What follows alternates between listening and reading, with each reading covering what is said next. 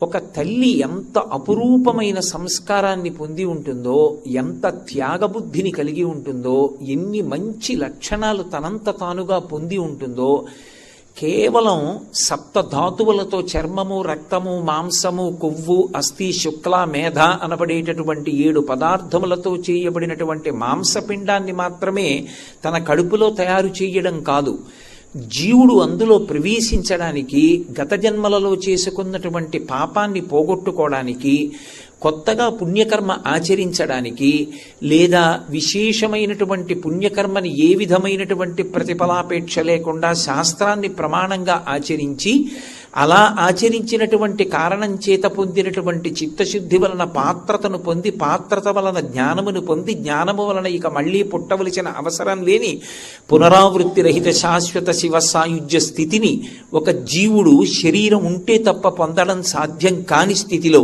అనుగ్రహించిన అది అమ్మ వల్లే.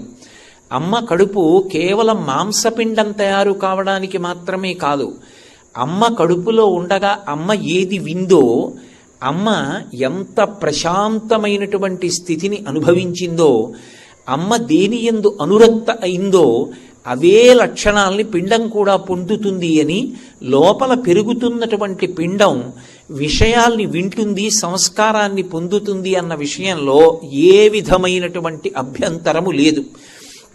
మహాభారతంలో ఉత్తరాగర్భంలో ఉన్నటువంటి అభిమన్యుడు తండ్రి అయినటువంటి అర్జునుడు చెప్తున్నటువంటి పద్మవ్యూహం గురించి విన్నాడు అన్న విషయం పరమసత్యము అనడానికి ఇవాళ వైద్యశాస్త్రం కూడా అంగీకరిస్తుంది.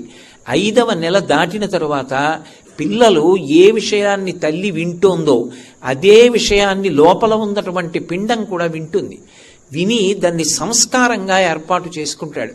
అందుకే మీరు మహాభారతం, రామాయణం లాంటి వాటిని పరిశీలనం చేస్తే శర్మిష్ఠ యొక్క కుమారుడికి శర్మిష్ఠ యొక్క లక్షణాలు వస్తాయి.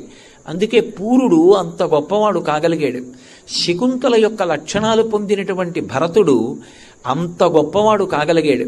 అలాగే కురువంశానికి అంతటికీ కూడా వంశకర్త అయినటువంటి కురుప్రభువు, ఆయన కూడా తల్లి పోలిక వలన, తపతి పోలిక వలన అంత గొప్ప స్థితిని పొందగలిగాడు. అమ్మ కేవలం మాంసపిండాన్ని తయారు చేయడం కాదు, తాను గర్భం ధరించినప్పుడు ప్రయత్నపూర్వకంగా దేన్ని వింటుందో అటువంటి సంస్కృతిని, అటువంటి స్వచ్ఛమైనటువంటి హృదయాన్ని, మంచి లక్షణాల్ని లోపల ఉన్నటువంటి జీవుడు పొందుతాడు. అంటే అమ్మ కడుపులోకి ప్రవేశించినటువంటి జీవుడు గత జన్మలలో చేసుకున్నటువంటి వాసనల్ని తెచ్చుకున్నప్పటికీ కూడా అమ్మ 5వ నెల నుంచి 9వ నెల వరకు ఏవి విందో దాని వలన లోపల ఉన్నటువంటి శిశువు యొక్క వాసన బలాన్ని కూడా పోగొట్టి ఉత్తముడైనటువంటి వ్యక్తిగా తయారు చెయ్యగలిగినటువంటి ఆదర్శవంతమైన జీవి లోకంలో ఎవరు అంటే అమ్మ ఒక్కతే.